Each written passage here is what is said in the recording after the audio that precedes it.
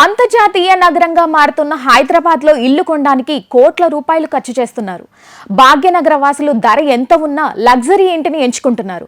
దీనితో హైదరాబాద్ నివాస మార్కెట్లో అధిక విలువ కలిగిన ఇళ్ల రిజిస్ట్రేషన్లో భారీ పెరుగుదల కనిపించింది. ఈ సంవత్సరం మార్చి 2024లో మొత్తం 1724 కోట్ల విలువైన విలాసవంతమైన ఇళ్ల రిజిస్ట్రేషన్లు జరిగాయి.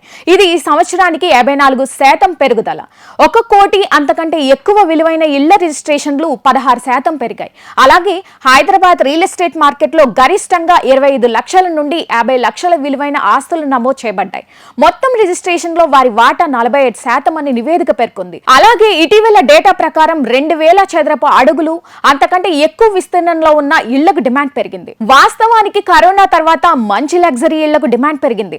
దీంతో హైదరాబాద్ లో గృహాల ధరలు భారీగా పెరిగిపోయాయి. 2024 తొలి అర్ధ ఆర్థిక సంవత్సరం H1 నగరంలో ఇళ్ల సగటు ధర 84 లక్షలు ఉండగా 2025 H1 నాటికి 1.15 కోట్లకు పెరిగింది.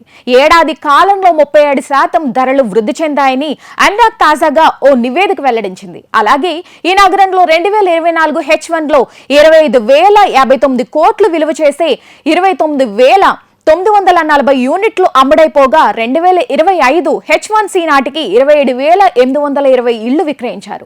వీటి విలువ 31,993 కోట్లు. దేశం మొత్తం మీద 7 ప్రధాన నగరాల్లో విక్రయాలు లాంచింగ్స్ రికార్డ్ స్థాయిలో జరిగాయి. 2024 H1 గృహాల ధర సగటున కోటికి ఉండగా 2025 H1 నాటికి 23% పెరిగి ఏకంగా 1.25 కోట్లకు చేరింది. ఇక 2024 ఏప్రిల్ సెప్టెంబర్ మధ్య కాలంలో టాప్ 7 సిటీస్ లో 2,79,309 కోట్లు విలువ చేసే 2,27,400 యూనిట్లు అమ్ముడుపోగా 2025 H1 నాటికి 2,35,800 కోట్ల విలువైన 2,35,200 అమ్ముడుపోయాయి.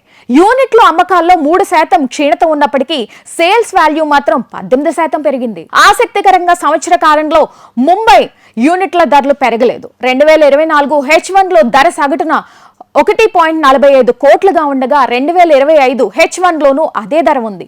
ఇక అత్యధికంగా ఢిల్లీ NCRలో ఇళ్ల ధరలు పెరిగాయి. 2024 H1లో ఇక్కడ ధర సగటు 93 లక్షలు కాగా 2025 H1 నాటికి 1.45 కోట్లకు పెరిగాయి.